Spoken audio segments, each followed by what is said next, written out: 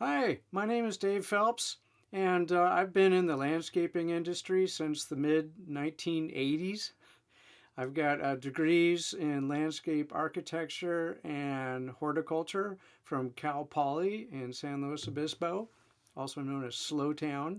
I'm the owner of Garden Enlightenment, and I've had licenses in landscape architecture and landscape contracting.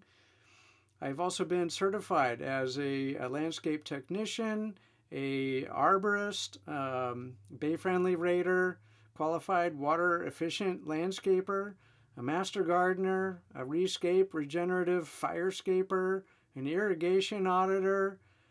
You could say I have a gardening problem. And yeah, in my spare time, I like to garden. So um, enough about me. Let's get on to alternate water sources.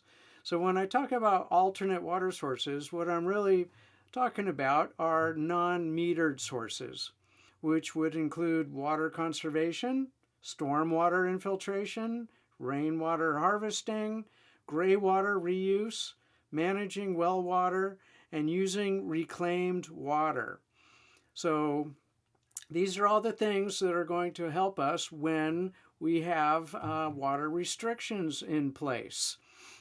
And when we talk about water conservation, there's really just a few things with that. We want to start with the soils, of course, with decompaction, compost, and mulch, but then also look at turf conversion using climate appropriate plants and hydrozoning, as well as updating ancient irrigation systems and using something more efficient. So if we could look at this, really with the decompaction, compost, and mulch, what we're talking about is increasing the infiltration rates of our soils and our water holding capacity, while at the same time reducing the rate of evaporation. When it comes to turf conversion, we want to replace turf with climate appropriate plants on drip with mulch. Lawns are really the largest wasters of landscape water, and there really should only be for recreational use in most cases. I want to say that there are a lot of rebates available that we want to take advantage of. Santa Rosa's offering $1.50, East Bay Muds $1.50, Valley Water $2, MMWD is actually $3 a square foot. So, look at your water supplier and check out the current rebates because a lot of them have been increased. But really, the big thing here also is that we want to get rid of this monoculture that we call turf. We also want to use climate appropriate plants, which usually means they'll have a Woolcoles value of low or very low. And hopefully, in doing so, we're going to increase the biodiversity and habitat value of our landscapes. We also want to upgrade older irrigation systems with more efficient components. Lori's going to talk a lot more about this in the next slide deck. So that brings us to rainwater and stormwater. The big thing here is that we want to eliminate runoff from our landscapes and urban drool. And we really want to protect our waterways because it's not just water running off these landscapes.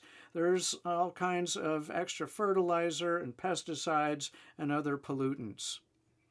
So one of the big things, a takeaway here, would be to transition our watersheds into water sponges.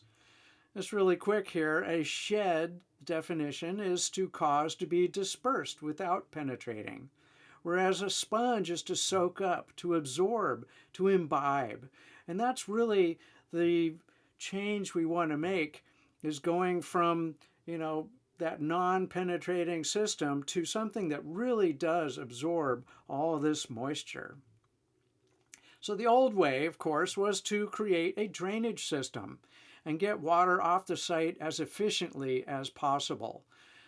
We would design for a 100-year storm, and this drainage system is very efficient and it does the job, but obviously what it does is it also overburdens our stormwater system, and it leaves our landscapes parched and dry. That's not what we want. The better way is for us to create infiltration systems where we want to disconnect both our downspouts and our hardscapes. We want to keep water on site as long as possible, and we want to infiltrate as much water as possible. There's a term here called MEP, the maximum extent practicable. And this is used in integrated pest management as well as erosion control and keeping water on site. So we do this with swales and basins and trenches and vaults and rain gardens. The main thing here is just keeping water on site as much as possible. And so part of this is by using biomimicry or emulating nature. We also want to look at natural patterns, streamlines, branches, and nets, and see how these natural patterns can be used to keep water on site. We want to look at the flow or the chi, the energy, the chi that is going through our landscapes. If we look at the circulation route of people, pets, and cars, and then we overlay that onto the drainage, we can start to see landscape areas being defined. We can define a riparian corridor going through the site, and then identify depressions within that corridor that will become our moisture banks. So working with layers, we want to start from the sky and work our way down. How many layers can we implement? And how can we create moisture banks for the roots and the mycelia to make withdrawals from in our dry summer months? We start with interceptor trees, then the possibility of green roofs, capturing rainwater, disconnecting those downspouts and hardscapes, and putting that water into vegetated swales to create those moisture banks. We can use porous pavement and create infiltration areas. Interceptor trees are the first line of defense, and their main benefit here is of delaying runoff, which really saves the storm drain system from overload. And then, yeah, green roofs are great, but they're really not the best option when you're looking to quickly triage a landscape. Rainwater capture is really the future of California, and any investment in this is going to be well worth the effort. It's similar to how solar has done in California on a small scale. If all the homes in our neighborhoods were capturing rainwater, we'd be in a much better place. Of course, the main cost of this, it would be the tanks or the cisterns.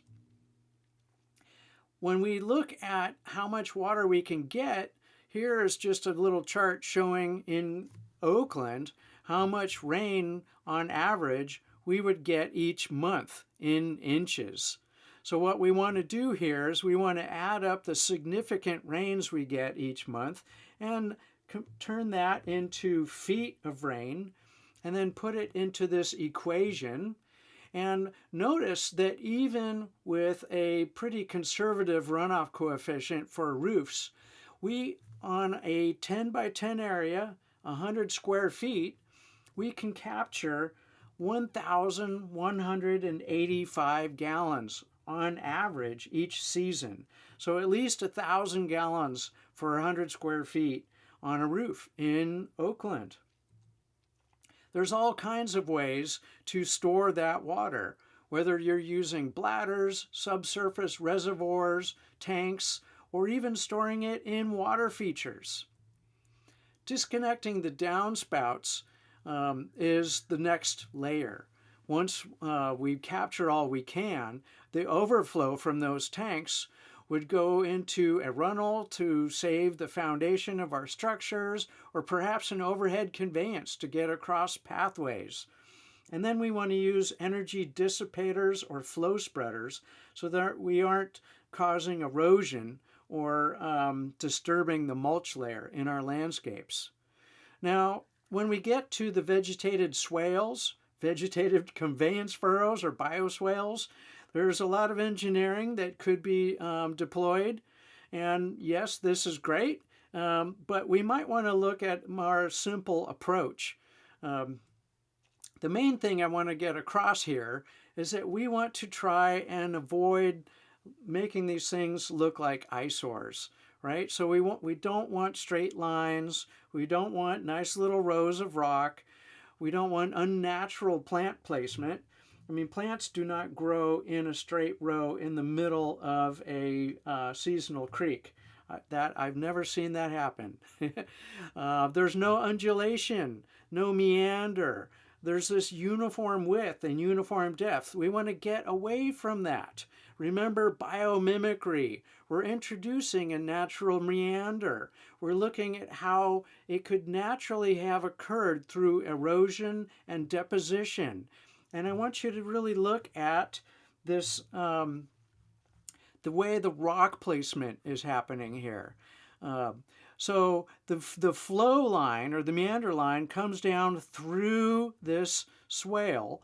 And what we've got here, we've got these larger rocks are directing the flow. If you have a slope on your site, you've got the option of including spillways. And then what you want to do is locate larger cobbles right after that the flow has changed course, and then the smaller cobbles right after that. Opposite where it changes course, this is where you've got your deposition area. So you're going to wind up with little sandbars. So we've really got 1, 2, 3, 4, maybe 5 different gradients of rocks. And if you place these in such a way, it can really look more natural. And then we've got an area here where we can have an infiltration area. We've got an area right after the spillway here that would naturally be a deeper depression, and another one here. So these are the areas that are going to create those moisture banks so that the roots of the nearby shrubs and trees and the mycelia can take advantage of it. We also want to use porous pavements in our landscapes and get away from those driveways that just direct sheet flow water right down into the curb. Let's intercept that or figure out an alternative driveway. Now, sometimes porous pavements, especially in heavy clay soils, will require an underdrain and more infrastructure underneath. But that's okay. It's a little more costly, but as long as we are intercepting hardscapes with some kind of porous and permeable layer, that's the way that we can keep that water on site, slow it down, and hopefully infiltrate as much as possible. So when we talk about engineered retention planters, these are really great. And hopefully, our towns and cities will do more, and we can organize in our communities to promote these structures. But they're really not the best thing for emergency triage when we're looking at water restrictions. Rather, maybe what we could look at are what we might call eddy or backwater basins. These images are from Brad Lancaster's Harvesting Rainwater website. And I think it shows a nice way where you can do a quick little curb cut. Of course, you probably want to check with your planning department, as this would most likely require an encroachment permit. But this would allow the water to go from the curb and settle and sink in, to infiltrate into our landscapes, thereby increasing our soil moisture and having that moisture bank for our woody plants. Let's jump into gray water. So the L2L or laundry to landscape is a great way to jump into this because there's usually no permit necessary. The pump is already in the washing machine. All you need to do is add a 3-way valve and an anti-siphon device, and then run that pipe out into the landscape. There we want to create mulch basins. Mulch basins are going to feed our moisture banks. You always want to label your valves and pipes, but let me show you a few more pictures of how you can create these mulch basins. So this hasn't been filled with mulch yet, but you can see where the gray water comes along in here. You've got a little ball valve there to adjust the flow. And then the gray water is protected under 2 inches of mulch or inside this plastic cover. Here's one to do a screen of bamboo along a fence. Here's a row of fruit trees, and you can see they're building out and excavating for those mulch basins. Now, a more advanced system would be a branched drain system. Again, probably not the best triage layer, but something to consider. A permit will likely be required for these types of systems, and you're going to have to calculate how much mulch basin you're going to need and check your local codes. But this can really make a huge difference in bringing the water we use in our homes and being able to reuse that water out in the landscape. Some of the basic do's and don'ts of gray water: don't allow gray water to pond ever. It really has to stay in those mulch basins and sink in. We don't want to store gray water for more than 24 hours. And don't use the kitchen sink or dishwater. Dishwasher water and kitchen sink water are considered black water, not gray water. We want to keep water, again, under 2 inches of mulch. And you always have to label your valves and your pipes. Also, there's reclaimed water. So this is mostly going to be for commercial sites, but hopefully reclaimed water will be available for more residential sites in the future. You have to be somewhat careful because there are usually additional salts in reclaimed water, and so you want to make sure that the plants have a tolerance for salt. Conifers, and especially redwoods, do not. You can see here these redwoods are suffering from the use of reclaimed water. Again, similar to gray water, labeling reclaimed water sources is super important. Let's talk for a moment about well water. So in 2014, the Sustainable Groundwater Management Act was put into place. But let me just give you an idea of the problems with this. We've already got over 2 million wells in California. It's estimated that about 11 billion gallons per day are pumped out of our aquifers. No one really knows because most wells are not metered. 7,000 to 15,000 new wells are being installed each year. And the result of that is that our aquifers are lowering. We're seeing land subsidence in some areas. Many wells are going dry, and we really can't count on well water. So the problem with the Sustainable Groundwater Management Act is that it's really not going to be fully implemented until the year 2040, which many people agree is going to be too late. What can you do? If you have a well, consider putting a meter on your well. Start to measure and monitor how much is being used and when it's being used. Consider augmenting your well water with rainwater. There's all sorts of ways we can be more efficient with our well water, and hopefully we can keep them from going dry. I really appreciate your time. Please be proactive in saving our precious water resources and be a good land steward. Thank you.